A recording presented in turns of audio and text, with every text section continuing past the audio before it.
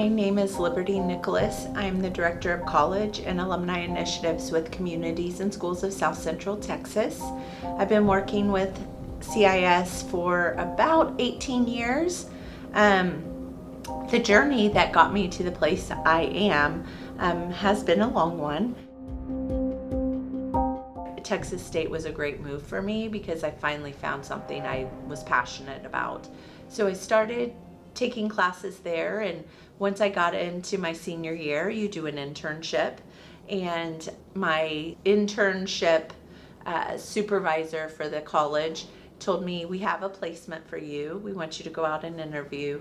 It's with Communities and Schools of Central Texas at Dahlstrom Intermediate School. And so I did my internship there, and it really changed my life. If I hadn't had the opportunity to be with CIS, I don't think I'd be where I am today. Absolutely. And that internship gave me the opportunity to work with some kids that really reminded me a lot of the struggles that I had faced. And it was incredible to see what happens when someone who faces those kinds of situations and has a cheerleader in their corner, someone who believes in them, how easily they change their lifestyle.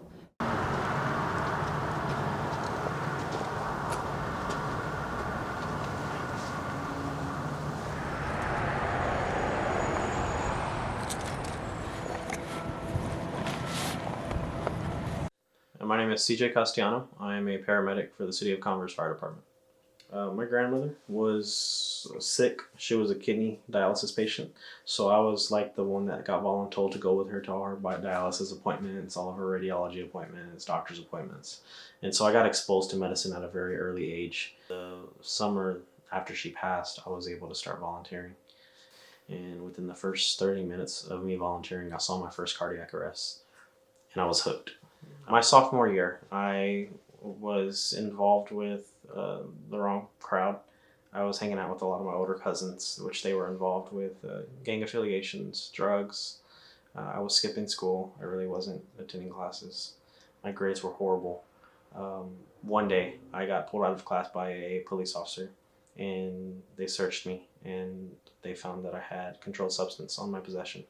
And so I got arrested for possession of a controlled substance and intent to distribute. That turned into alternative school. Alternative school turned into me not being able to go back to the high school.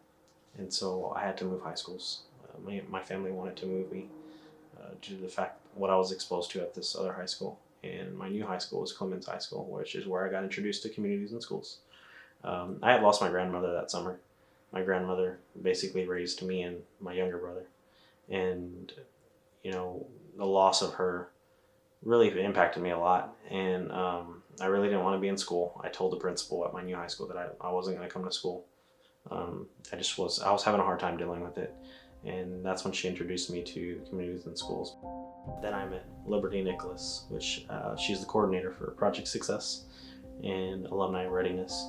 And so throughout my senior year, I was applying to colleges. I was applying to different scholarships, grants. College wasn't even a question for me. When she first asked me, where do you want to go to college? I was like, I'm not going to college. Neither of my parents finished college. Better yet, they didn't graduate high school. Statistics and odds are against me. That's exactly what I told her that year. And she thought otherwise. She said that you are going to graduate, you are going to go to college. My name is Kara Dinsford. I live in New Braunfels, Texas. I've lived here for a really long time, off and on. Right now I'm going to SAC, San Antonio College. It's my first semester back. 27 now, so it's been a long time. And I'm working part-time for communities and schools as a Project Success assistant.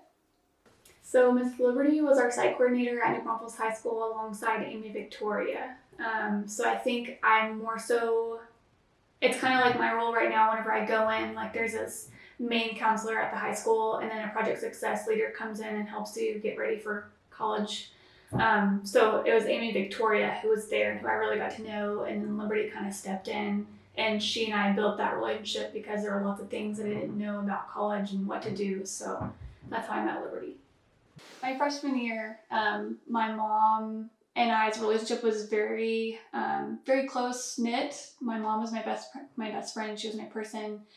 I remember, going out on porches with her almost every night and having these really in-depth, meaningful conversations about life and what it meant. And I just remember one day waking up and thinking, wow, did somebody flip a switch in her life recently? It was like I was slowly losing grip on my mom. Like she was no longer my mom anymore, gradually.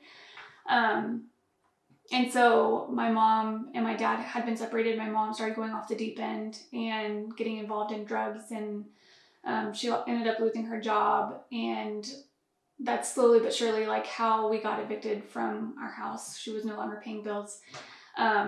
But my senior year, my mom was on something, and on I-35 towards Ingle Road, her car had broken down, and instead of waving her arms to flag somebody down to help her in an emergency crisis, she ended up walking into the traffic, and a gentleman going 75 miles per hour hit her.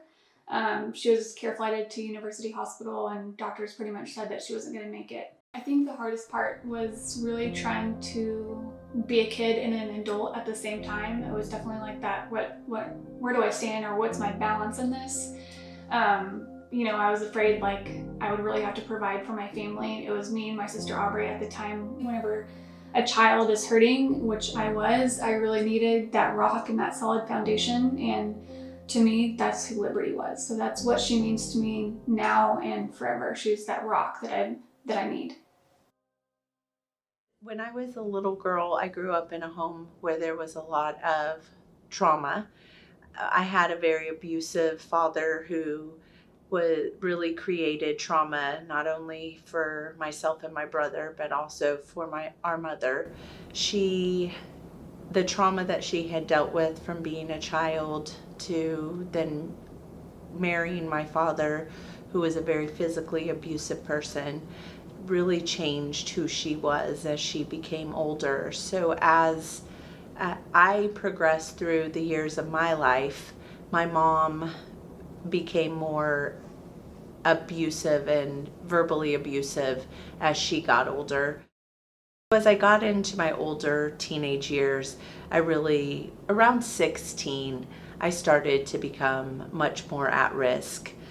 Making choices to not come home, making choices not to go to school, making choices with alcohol that were really unhealthy, and I was using that as a way to cope with my unhappiness and not really realizing that it was long-stemmed unhappiness. There was a point where I went in and talked to my senior counselor, and she asked me what I wanted to do after high school. And I told her I didn't know, but I knew I wanted to work with children. And she told me, Liberty, you're not going to be able to work with children. You should just stay in the fast food industry. So that was really hard because, I didn't feel like anyone cared about me or believed in me at home.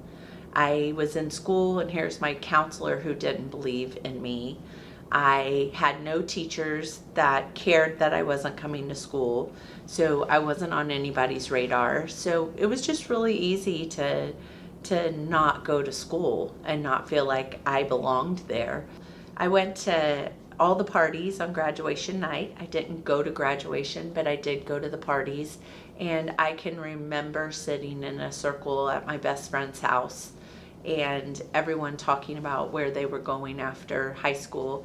And when it got around to me, I said I was going to go to college and become a lawyer, and everybody laughed and said, Liberty, you're never going to become a lawyer. You didn't even graduate from high school tonight.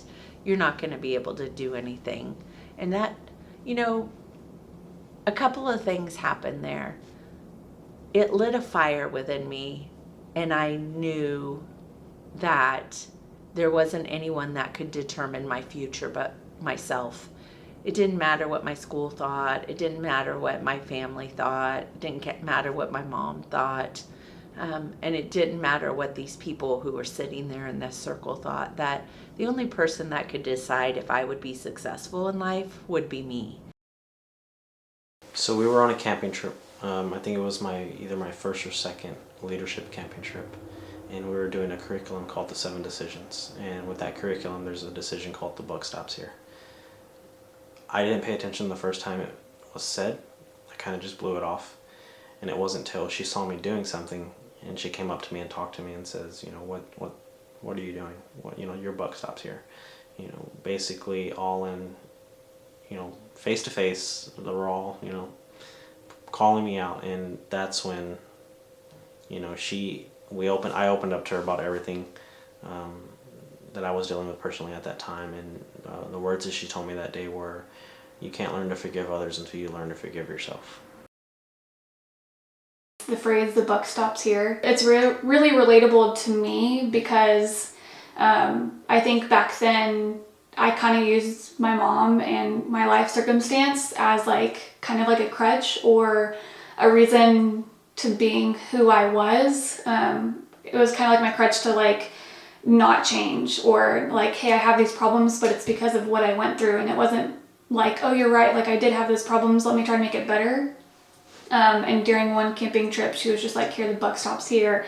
And you're right, I don't need to use that as a crutch. That was part of my life, but now I get to use that as part of my life. I don't have to try to make people understand me because of what had happened. I now get to use what had happened to use it as a gateway to be better.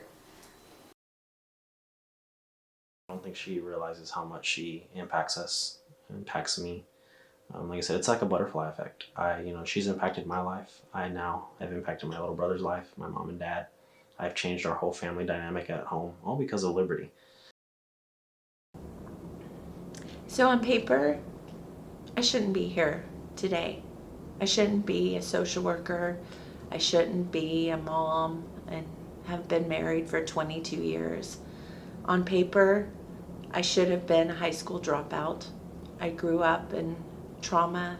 I had a mom and a dad who didn't love me. I made very, very bad choices in high school. I didn't graduate with my high school class. On paper, I should probably be in jail. Definitely should have been a teenage mom. Definitely should not be a successful woman. But that's not me. I get to live my life. I get to make the decisions on where I'm going and what success looks like for me. If it had not been for me not to graduate and to not sit in that circle and have my friends tell me, Liberty, you can never go to college. You will never be anything. If that moment had not happened, if that fire had not been lit, I don't know where I would be today. But my story doesn't determine my success.